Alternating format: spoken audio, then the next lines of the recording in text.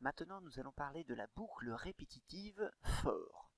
Alors, cette boucle est utilisée lorsque l'on connaît le nombre de fois où on veut répéter une instruction. Alors, nous allons commencer par décrire la syntaxe et ensuite expliquer un cas simple. La syntaxe est la suivante. Donc, pour i in range n, j'effectue le bloc d'instruction. Donc, pour i dans l'intervalle n, 2 points, je réalise une indentation et j'effectue donc toutes les commandes qui sont indentées. Voilà. Alors, petite précision. Pour i in range n, si on prend par exemple n égale à 10, donc for i in range 10, i ne va pas varier de 1 jusqu'à 10 comme on pourrait le croire, mais en informatique, on commence toujours à compter à partir de 0. Donc i va varier de 0 à 9. Ce qui fait bien au total 10 répétitions quand même. D'accord? Donc première répétition, i vaut 0. Deuxième répétition, i vaut 1. Troisième répétition, i vaut 2, etc. jusqu'à la 10e répétition où i vaut 9. Alors, nous allons le vérifier facilement, en fait, en tapant ce code dans EduPython ou en visualisant la trace de ce code dans PythonTutor.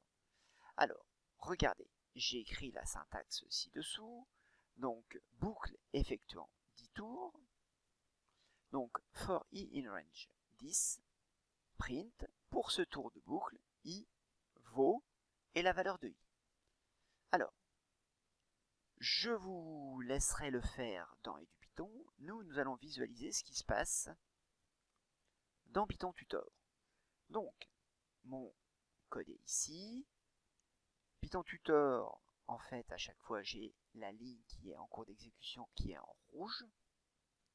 Et la ligne précédente, ou la ligne qui sera exécutée, qui vont s'afficher également. Et j'aurai le résultat ici. Alors, si je clique sur Next, je passe à mon autre ligne, je clique sur Next, et il m'affiche bien que pour ce tour de boucle, i vaut 0.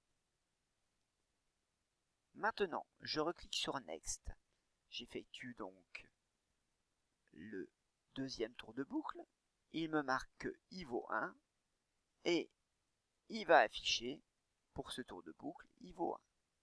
Donc, je vais pouvoir le faire à chaque fois, et vous allez voir que à la fin de cette boucle,